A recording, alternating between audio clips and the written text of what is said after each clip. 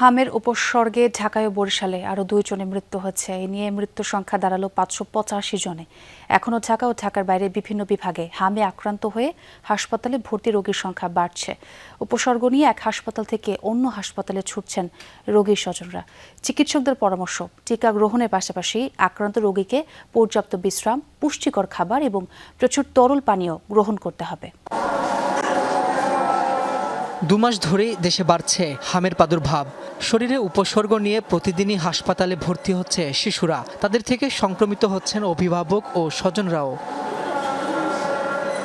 আজই রাজধানীর ডিএনসিসি হাসপাতালে হাম উপসর্গ নিয়ে শতাধিক ব্যক্তি চিকিৎসা নিতে আসেন, যাদের বেশিরভাগই শিশু। এদিকে হাম উপসর্গে মৃত্যু হয়েছে একজনের। ডাক্তার কাছে গেছে আর ভর্তি দেয় না, সিট নেই, সিট আছে এমনি কিছু সিট নেই, সিট দেয় না, সিট দেওয়ার কারণে ভর্তি করে না। ফেরত দিয়ে দিছে ডাক্তার। আজকে তো সিরিয়াসলি অবস্থা বাচ্চার, কিছু বলে না। আমরা বলছি যে বাচ্চা আজকে 6 দিন যাবত জ্বর, কোনো কিছু খায় না, অবস্থা অনেক খারাপ। সিরিয়াসলি বাচ্চার মুখ দেখলেই বোঝা যাবে। ডাক্তার মনে দেখাইছি, ফার্মেসি দেখাইছি, দেখানো তো পরে কালকে আবার অন্য মেডিকেলে নিয়ে যাওয়া হয়েছে।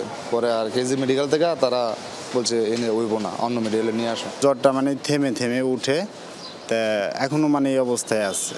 এদিকে ঢাকার বাইরেও হাম শনাক্তের হার বাড়ছে। বরিশালে নতুন করে আরও একজন উপসর্গ নিয়ে মৃত্যুবরণ করেছেন। এছাড়া রাজশাহী মেডিকেলে গত 24 ঘন্টায় হাম ও উপসর্গ নিয়ে ভর্তি হয়েছেন 5 জন। ময়মনসিংহ মেডিকেলে 33 এবং সিলেটে নতুন করে 69 জন হামের রোগী ভর্তি হয়েছেন।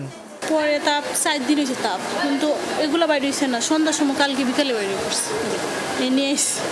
আমরা ভর্তি আসছিলাম ঈদের আগে, 5 দিন আসছিলাম, এখন দ্বিতীয় মেয়ে হয়ে গেছে একে।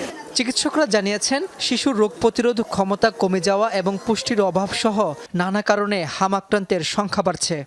আমাদের এখানে শিশুদের মধ্যে সবচেয়ে যেটা খারাপ হচ্ছে সেটা হচ্ছে নিউমোনিয়াতে টার্ন হওয়া। প্রত্যেকটা শিশুতেই নিউমোনিয়া টার্ন হওয়া, যাদের হচ্ছে ভেরি সিভিয়ার নিউমোনিয়া যাদের হচ্ছে তাদেরকে আমরা আইসিইউতে শিফট করছি।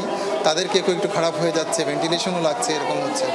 চিকিৎসার পাশাপাশি আক্রান্ত রোগীকে পর্যাপ্ত বিশ্রাম, পুষ্টিকর খাবার ও প্রচুর তরল পানীয় গ্রহণের পরামর্শ দিয়েছেন ডাক্তাররা। রাব্বি হোসেন, যমুনা নিউজ, ঢাকা।